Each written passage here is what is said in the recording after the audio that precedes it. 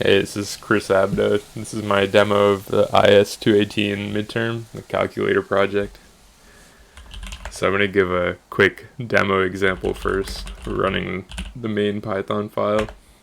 Uh, First, we see some logs that the logging is configured and the environment variables are loaded, and we're immediately greeted with a menu.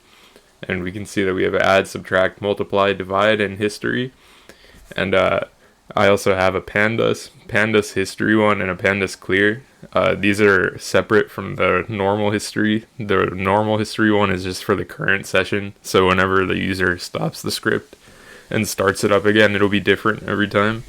But the pandas one is consistent with the env file over here, or the CSV file, my bad. So I guess I'll give a quick demo of just doing add 1, 2.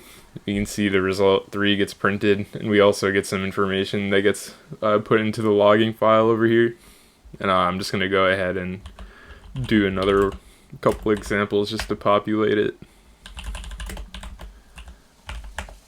You can see all the math is correct and all the logs are going in properly. So now we can load up the menu again just to see what the commands are, and then I'll go ahead and do pandas so that we can append all the stuff we have into the CSV. So we can see that the history has been appended to the CSV, and then we can go ahead and check the history if we want.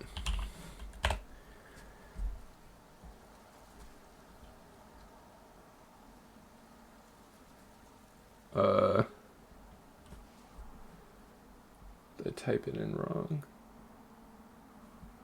Oh, I typed it in wrong. Oops. It's an underscore.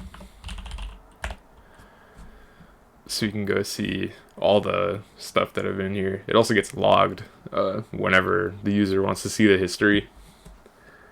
We can do one more. We'll do pandas clear to clear it. We'll see that the CSV file has been cleared.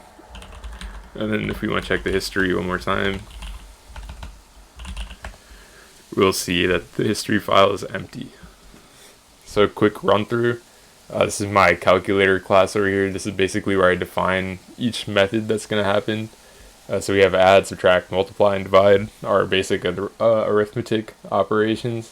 And then this brings in a couple of stuff, functions. This handles like registering and executing all of the operations that we want.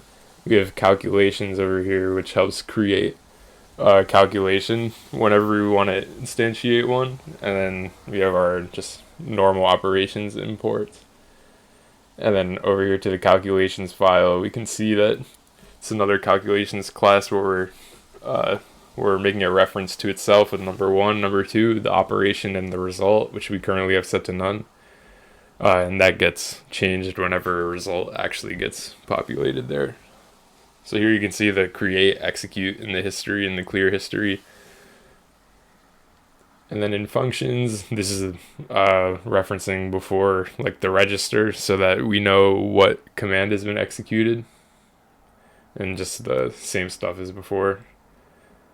Here's an example of the add plugin where we're taking in num1 and num2 from a custom handler I made called args, or get args, and that just passes it in, and then we perform our operation, we print it, and then we can handle whatever exceptions we want over here.